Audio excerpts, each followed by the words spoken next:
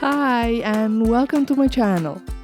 My name is Renata and I'm really excited to share with you my latest project for the Rubber Dance blog. This time I was inspired by this lovely textured sea creature stamp and the sunny days here in Hungary.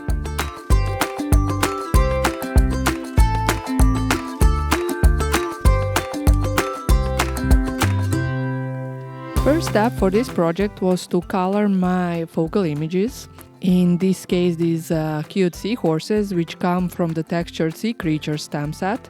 As you can see, mine is an old version, a rubber stamp version, but nowadays you can get a clear version of this stamp with some extra cute little additions.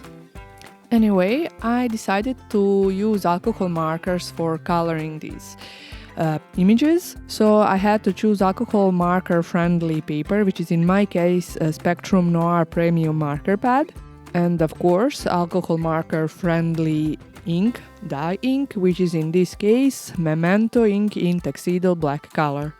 For coloring I chose a couple of really bright and happy colors from Copic Ciao range, mostly in pink and yellow-orange shades. As you can notice, one of my seahorses is already colored, so I wanted to color the other one in pretty similar fashion, blending these shades going from darker to brighter ones.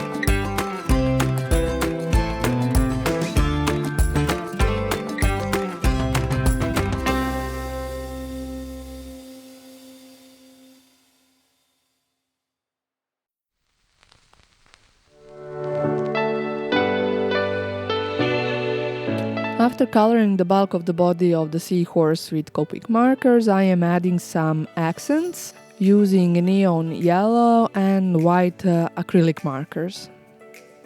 But those are just some fun, really discreet details. And just to make things super nice, I will reinforce some black lines using Pigma Micron pen in black color, of course.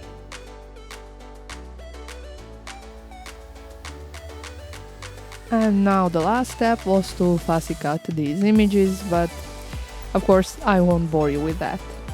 And instead let's go to work on my background. So this time I decided to work with Distress Oxide inks. Here you will notice the shades which I am using. But because I wanted some fluidity on my page inspired by the sea topic of the sea creatures, I decided to go with this particular technique for applying my colors, which means I will apply the inks directly on my glass mat, spray some clear water over them, and then pick up the ink using of course, my paper for the background. This will give a loose watercolor look to my inks, which was perfect in this case for my sea topic. The colors of Distress Oxides that I used for this project are Peacock Feathers, Picked Raspberry and Fossilized Amber. And these are the only colors that I will use for this project, including for the next step in embellishing my background. But of course, first I will dry this layer. And now time for some stenciling. This beautiful stencil is from Rubber Dance and it is called Organic No. 1. And as you will notice, I am again, as I said previously, reaching for the same colors, applying them mostly tone on tone, meaning yellow on the yellow area, pink on the pink area with a real slight overlapping. Of course, you don't have to do it this way, you can overlap colors much more. In this case I decided to go mostly with tone on tone, because I felt otherwise my background would feel a bit too busy. Not sure if it can be noticed, but for each color I am using a different ink blending brush, so they wouldn't mix and alter each other. And if anyone was wondering, these ink blending brushes come from Studio Light.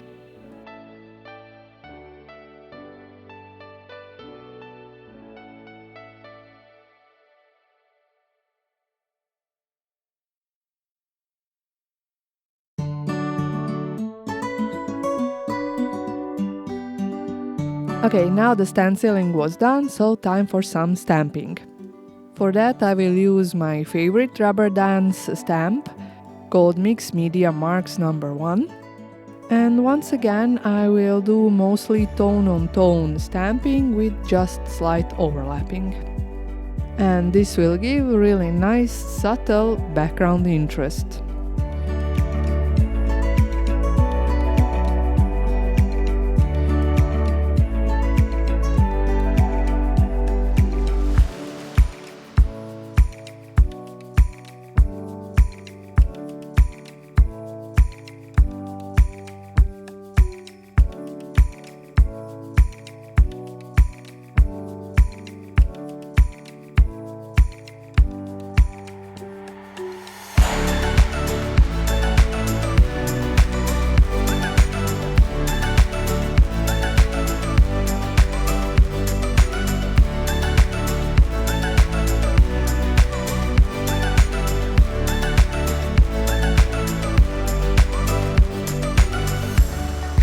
Now, before I move on to the next step, it was really important to dry this layer, because the next step was heat embossing. For this I will use a white powder puff embossing powder from Valve, because it is really opaque but still gives a little bit more texture than the fine version of it. The stamps that I am using for stamping come from the same stamp set where my seahorses were, called Textured Sea Creatures.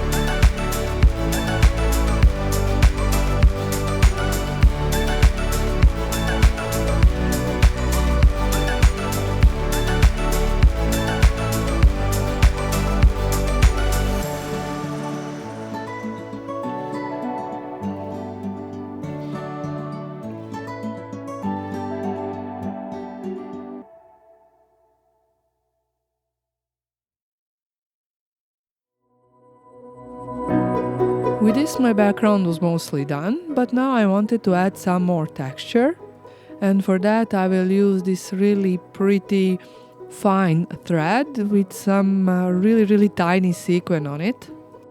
At this point I still wasn't sure of my layout or how I want my thread to be placed, so you will see me experimenting a bit and trying different versions of the layout. Here is the most basic vertical option, but in my opinion it would have worked better if there was just one bigger focal point, or if the focal points were lying vertically.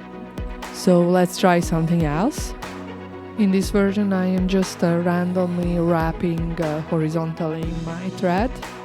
Again, a really fine option, but in the end I will do something similar but not quite like this.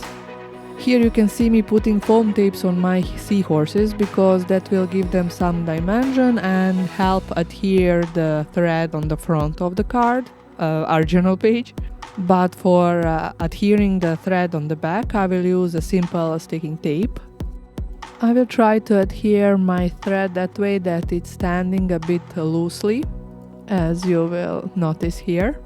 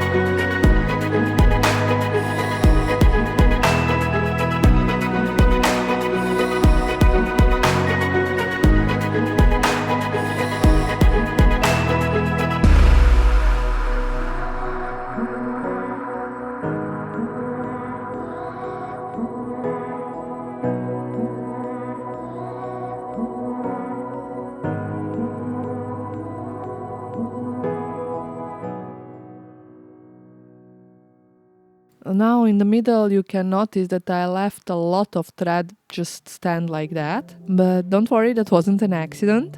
I will use that to make let's call it a little nest for my seahorses. And this is why it was important to use those foam tapes. I will actually add some more to help fix those threads in place, but still leave them stand a bit loosely.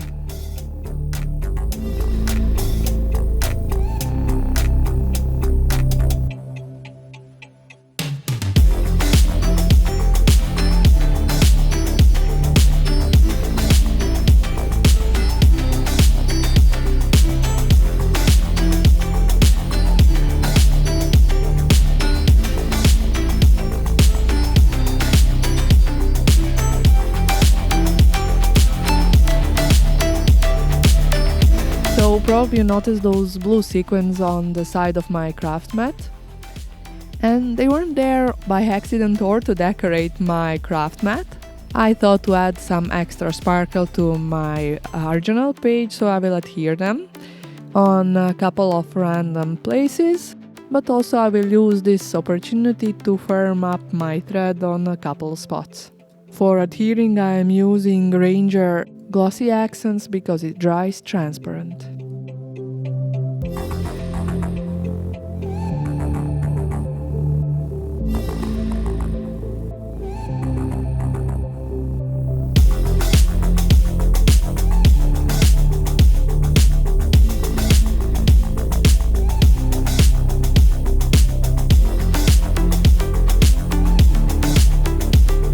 I didn't want to overdo the sequence, so I will stop right here.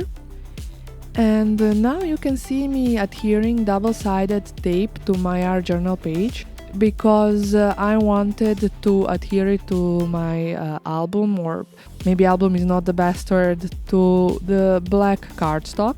But you will see that in a couple of minutes. First, let's give my art journal page a sentiment. For that I am once again using Rubber Band Stamp, and this one is called Mix a Sentiment 2023. I have already previously heat embossed all these words on black and white cardstock, so they are ready for use anytime. The only thing which I have to do is pick a couple of words and form a sentiment. And mine will be remember every adventure.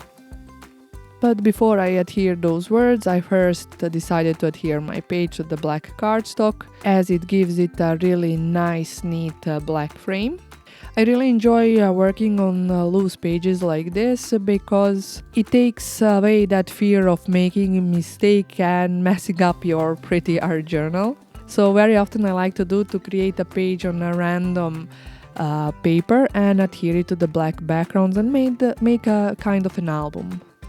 So there's a tip for all of you who still miss some confidence like me sometimes, because it really relieves you of that pressure of being perfect. Anyway, I still didn't resist add a little bit of sparkle to my page, and for that I am using Art by Marlene Special Effect Glitter Glue in diamond color. When applied it looks white, but it dries transparently and it looks really pretty. Now here you can see my page complete, but please bear in mind I did not have the patience to wait my glitter glue to dry fully, so you can notice somewhere it's dry, somewhere it's still white. Right now when I am making this voiceover, it is transparent and really pretty. Anyway, I will put my page in my art journal, and that's it for today. I really hope I inspired you and that you enjoyed my crafty process. Thank you so much for spending this time with me, and I hope to see you soon again. Have a great crafty day. Bye!